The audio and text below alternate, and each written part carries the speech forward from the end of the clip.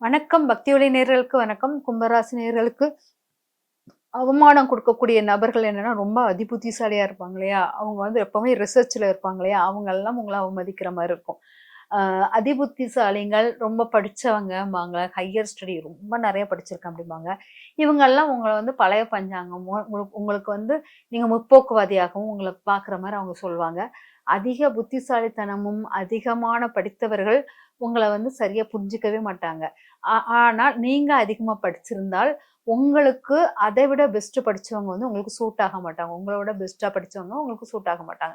அதனால இங்க படிப்புக்கும், அனுபவத்துக்கும் அதாவது அந்த காலத்துல நம்ம எப்படி வாழ்ந்தோம், அந்த அனுபவத்துக்கும், படிப்புக்கும் போட்டி மாரி இருக்கும். உங்க 2 பேருக்கும். அதனால அந்த சார்ந்த விஷயங்கள் கவனமாக இருக்கணும். இளமையான தோற்றம் உள்ளவர்கள், இளவட்ட சின்ன சின்ன குழந்தைங்க இதுகெல்லாம் உங்களுக்கு ஆப்போசிட்டா இருக்கும்.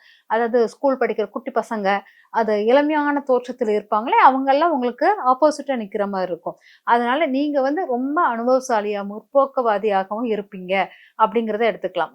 ரொம்ப அதாவது அந்த காலத்துல நான் இப்படி இருந்தேன், இப்படி இருந்தாங்க, அந்த காலத்துல அப்படி வாழ்ந்தாங்க, அப்படிங்கிற விஷயத்த நீங்க ரொம்ப கணக்குல மனசுக்குள்ள வச்சுக்கிட்டு, அத வந்து அப்ளை பண்ணும்போது, அது வந்து உங்களுக்கு ஆப்போசிட்டா நிக்கிற மாரி இருக்கும் அப்படிங்கிறது. தாய்மாமனுடன் ஒற்றே போகாது.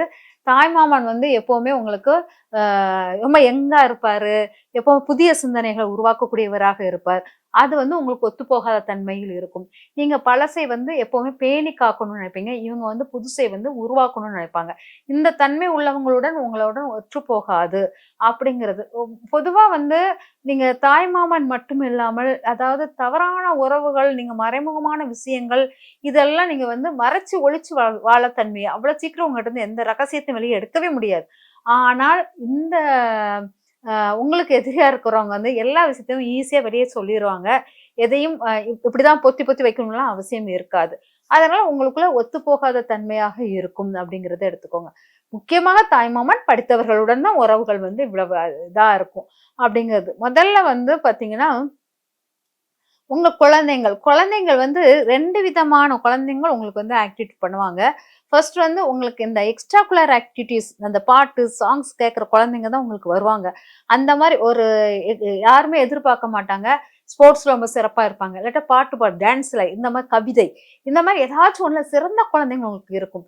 ஆனால் தப்பி தவிர உங்க குழந்தைங்க ரொம்ப நாலேட்ஜா புக்க புரட்டி பார்த்து நெறைய ரிசர்ச் பண்ற குழந்தைகளாக வந்துட்டாங்கன்னா, உங்களுக்கு அந்த குழந்தைங்களுக்கும் உங்களுக்கும் ஒத்துப்போகாத தன்மையாக மாறும். இந்த குழந்தைங்களால் அவமானங்கள் ஏற்படுற மாரி இருக்கும். அதனால கொஞ்சம் இந்த விஷயத்தில் கவனமாக இருக்கணும். அதே மாரி பாரம்பரிய நோய்கள் உங்களை தாக்கக்கூடியதாக இருந்தாலும், உங்களுக்கு தலையில் ப்ராப்ளம் அதாவது நெறைய குழப்பங்கள் உங்கள வந்து குழப்பிக்குவீங்க. நான் இப்படி நெனச்சது இந்த மாரி நடந்துருச்சுன்னு சொல்லிட்டு நெறைய குழப்பங்களால் மென்டல் ஸ்ட்ரெஸ்ஸ வந்து எடுத்துக்கிற தன்மையும் இருக்குது. அழுத்தத்தை தலையில் எடுத்துக்கொள்வது போல் இருக்கும். அதே மாரி உங்களுடைய அடிவயிறு சார்ந்த பிரச்சனைகள் நெறைய உருவாகும். வயிற்று சார்ந்த உபாதைகள் நெறைய உருவாகும். ஏன்னா நெறைய நீங்க வந்து நாட்டு மருந்து, சித்த மருத்துவத்துக்குள் நெறைய உண்டு. அத கரெக்ட்டா நீங்க வந்து கரெக்ட்டா எடுத்து பண்ணணும்.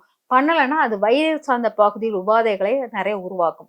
அதனால அந்த இடத்துல கொஞ்சம் கவனமாக இருக்கணும் அப்படிங்கிறது. அதே சமயம் பார்த்தீங்கன்னா, நீங்க வந்து ஆ ஒவ்வொரு புக் படிக்கும்போதும், ஒவ்வொரு புத்தகத்தை படிக்கும்போதும், நெறைய நாலேட்ஜ் புத்தகத்தின் மூலம் உங்களால நாலேட்ஜ் கிரியேட் பண்ணும்போது ஹெல்த் இஷ்யூஸ் உருவாகும். அதனால அதிலும் கவனமாக இருங்க அப்படிங்கிறது. அதுக்கப்புறம் பார்த்தீங்கன்னா, நீங்க உண்ணும் உணவு வந்து எதுனா, நல்ல சர்க்கரை பொங்கல் வைத்து உணவு உட்கொள்வது சிறந்த பலனை தரும் அப்படிங்கிறத எடுத்துக்கோங்க. சர்க்கரை பொங்கல் மட்டும் இல்லாமல், நீங்க ஸ்ரீ ரங்கநாதர் கோயில்ல போயிட்டு பிரசாதம் வாங்கி சாப்பிட அந்த உணவும் உங்களுக்கு சிறந்த பலனை தரும் அப்படிங்கிறத எடுத்துக்கோங்க. உங்களுக்கு வணங்க வேண்டிய தெய்வம் அப்படின்னா, திருப்பதி பெருமாள ரொம்ப இறுக்கமா பற்றிக்கொள்ளணும். அப்புறம் பார்த்தீங்கன்னா, அ திருப்பதி பெருமாள் மட்டும் இல்லாம, பெருமாள் அம்சத்துக்குரிய எல்லா தெய்வமும் உங்களுக்கு பெருமாள் கிருஷ்ணர், ராமர், அப்புறம் ஸ்ரீ ரங்கநாதர் எல்லாமே உங்களுக்கு பெருமாள் வந்து ரொம்ப உங்களுக்கு அருள் புரியவரா இருப்பார். அதனால நீங்க வந்து அந்த தெய்வங்களுக்கு வழிபடணும். கடனை அடைப்பதுன்னு நீங்க நெறைய கடன்பட்டவர் அப்டின்னா பெருமாளுக்கு, திருப்பதி பெருமாளுக்கு கடன்பட்டவராக இருப்பீங்க. அதனால பெருமாள் கோயிலுக்கு போனீங்கன்னா, ஏதாச்சும் ஒண்ணு குடுத்துக்கிட்டே வந்துகிட்டே இருந்தீங்கன்னா, உங்களுக்கு அந்த கடன் பட்ட கடன் வந்து தீர்ந்துரும். அப்படிங்கிறது அர்த்தம். அதனால பெருமா கோயிலில் நீங்க தானம் பண்ணிக்கொண்டே இருக்கணும். அந்த தானம் பண்ண பண்ண உங்களுக்கு அவமானங்கள்ல இருந்து தப்பிப்பீர்கள், நோய் நொடியில இருந்து தப்பிப்பீங்க அப்படிங்கிறத எடுத்துக்கலாம். வயிற்றில் அடிவயிற்றில் உங்களுக்கு குடல் சார்ந்த பிரச்சனைகள், குடல் இறக்கங்கள் அந்த மாதிரி ஏற்பட வாய்ப்புகள் இருக்கு. மூதாதையர்கள் பரம்பரை நோய்கள் கூட உங்களுக்கு தொற்றுகளாக மாறும். அதனால பரம்பரை நோயும் உங்களுக்கு வர நெறைய காரணங்களாக இருக்குது.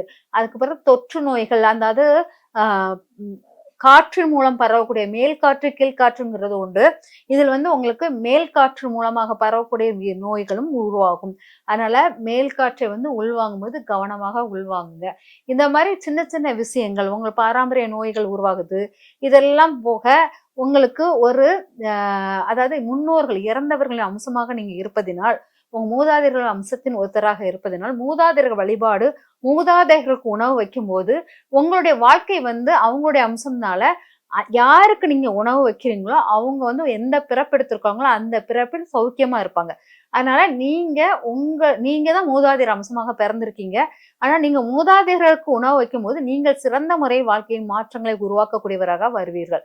அதனால மூதாதையருக்கு உணவு வைப்பது உங்களுக்கு மிக சிறந்த பலனை தரும். ஆனா அதுவும் உங்களுக்கு அவமானத்திலிருந்து தப்பிப்பதற்கு சிறந்த ஒரு வழிகாட்டியாக இருக்கும்.